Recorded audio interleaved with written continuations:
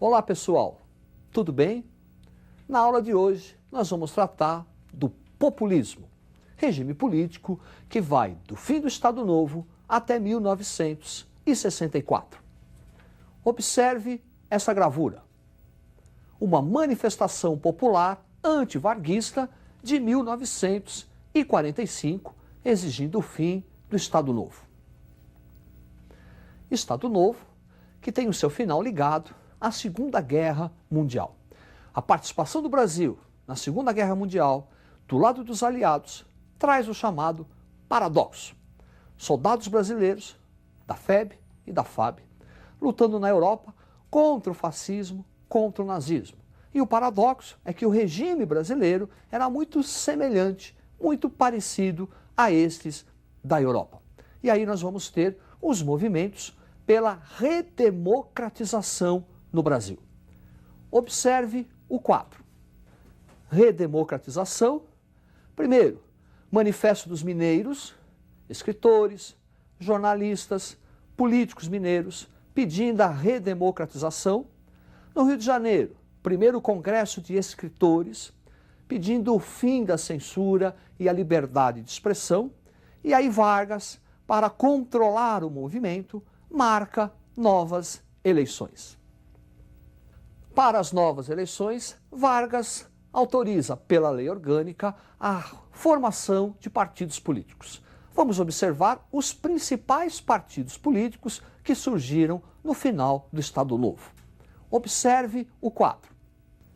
Os principais partidos políticos, o DN, União Democrática Nacional, de oposição liberal a Vargas, PSD, Partido Social Democrático, Partido dos Interventores Federais, que representava os interesses das oligarquias, PTB, Partido Trabalhista Brasileiro, presidido por Vargas para impor o sindicalismo varguista, quer dizer, pelego, PRP, Partido de Representação Popular, de tendência integralista, e o Partido Comunista Brasileiro, que lutava contra o capitalismo.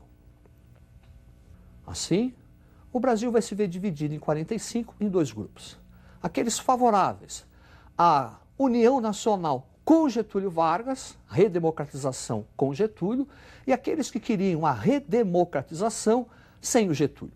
Os que queriam, entre eles o Partido Comunista e Luiz Carlos Prestes, vão organizar um amplo movimento popular chamado queremismo, em virtude dos slogans que apareciam nas faixas "Queremos Getúlio". Em 1945, temeroso de uma reviravolta de Vargas, para que Vargas continuasse no poder, há um golpe militar e, sem resistência, Getúlio Vargas é deposto. Vestibulando, Getúlio Vargas é muito importante. Então, que tal uma rápida revisão? Vamos lá? Ninguém duvide que Getúlio foi importante para o Brasil. No seu tempo de governo, muita coisa por aqui se modificou. Olha o voto feminino, que também ficou secreto, e os direitos para o trabalhador polarizou. A IBANL, o fascismo e o comunismo, e Getúlio então se aproveitou. Ele instalou o Estado Novo. Ah, mas que agonia, a censura e o terror. E foi neste período que o Brasil se industrializou. Queremos constituinte com Getúlio. Queremos constituinte com Getúlio. Ninguém duvide que Getúlio foi importante para o Brasil. Tão importante que ele até inaugurou um regime político. Estamos falando do populismo. Observe o quadro. Aí está o populismo, caracterizado por uma sociedade urbana e industrial, pelo pluripartidarismo, aqueles partidos que nós já vimos, e também pela manipulação das massas urbanas, controlando o movimento operário.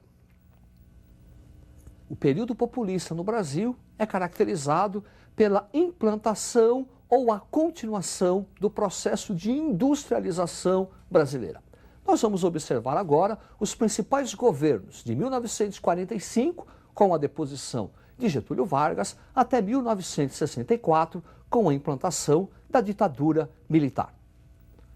Observe o quadro. Governo Dutra, 46-51, no seu governo, uma nova Constituição, manutenção da República Federativa e do presidencialismo. Alinhamento do Brasil com os Estados Unidos da América, estamos no início da Guerra Fria. Por conta desse alinhamento, o Partido Comunista Brasileiro será colocado na ilegalidade e um rompimento das relações diplomáticas Brasil-União Soviética. Adoção do Plano SALT. Plano SALT, observe. Plano SALT, primeiro plano de planejamento da economia brasileira. Investimentos na área da saúde, alimentação, transporte e energia.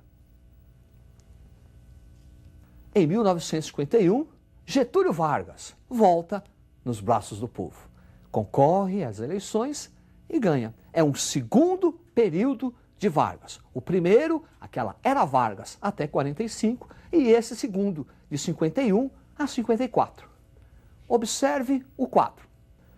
Governo Vargas, 51-54, caracterizado pelo nacionalismo econômico, pelo intervencionismo, a intervenção do Estado na economia. Uma forte preocupação de Getúlio Vargas pela indústria de base, siderurgia, a energia, petroquímica, e em 1951, uma grande mobilização nacional pela criação da Petrobras, que passa a ter o monopólio da extração e refino do petróleo. Esse nacionalismo de Vargas, essa intervenção do Estado na economia, não agrada a burguesia nacional, não agrada capital estrangeiro, e Vargas começa a receber uma série de pressões. Há um atentado ao seu principal opositor, Carlos Lacerda, e Vargas passa a ser considerado o responsável, o mandante. E aí, Getúlio Vargas vai cometer o suicídio. Ele deixa a carta-testamento. Carta-testamento que termina assim: saio da vida para entrar na história. E toma a liberdade de completar. Entrar na história e cair em todos os vestibulares que houver neste país. Você vai ficar atento, não vai? Muito bem. A partir do suicídio de Vargas, nós vamos ter uma crise política até a ascensão, até a eleição de Juscelino Kubitschek. Preste atenção no quadro. Governo de JK, 1956-1961. Adoção do Plano de Metas, com forte preocupação na industrialização brasileira. É o início da entrada do capital estrangeiro, iniciando o chamado capitalismo associado ou capitalismo dependente, com a chegada das multinacionais. O período do governo JK é caracterizado por uma forte inflação. Plano de metas que tinha como slogan 50 anos de progresso em 5 de governo. Então é a entrada das multinacionais e a ampliação do nosso parque industrial. No final do seu governo, uma forte inflação caracterizada pelo emissionismo. E o próximo sucessor, Jânio Quadros, vai ter que enfrentar esse problema inflacionário.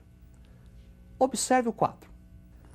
Governo de Jânio Quadros, 1961, caracterizado por uma política anti-inflacionária, arroxo salarial, política externa independente, ou seja, o não alinhamento.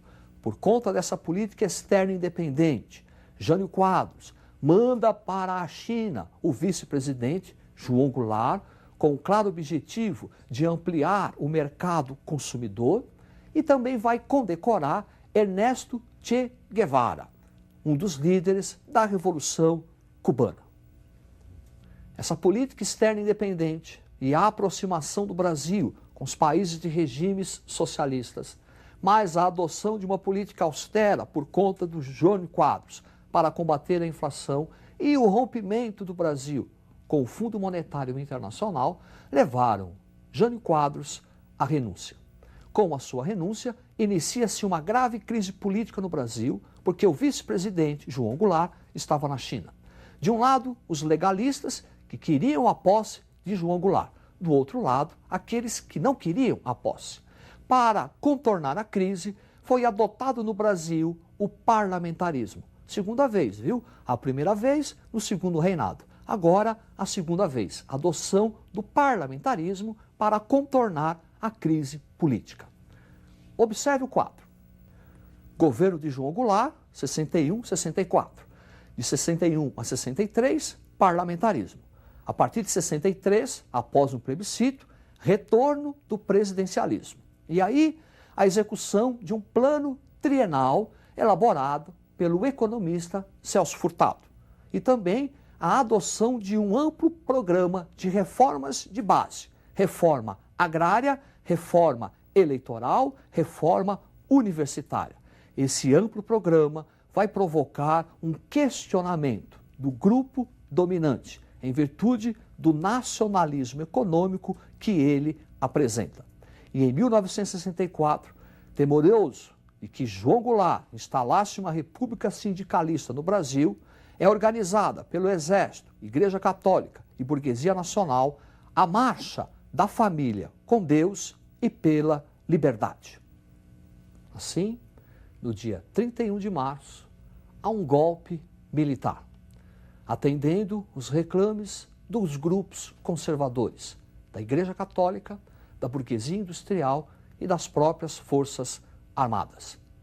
O estupim será um grande comício realizado por João Goulart na Central do Brasil, no Rio de Janeiro, onde praticamente 300 mil pessoas ouviram que ele ia nacionalizar as companhias de petróleo e implantar uma reforma agrária.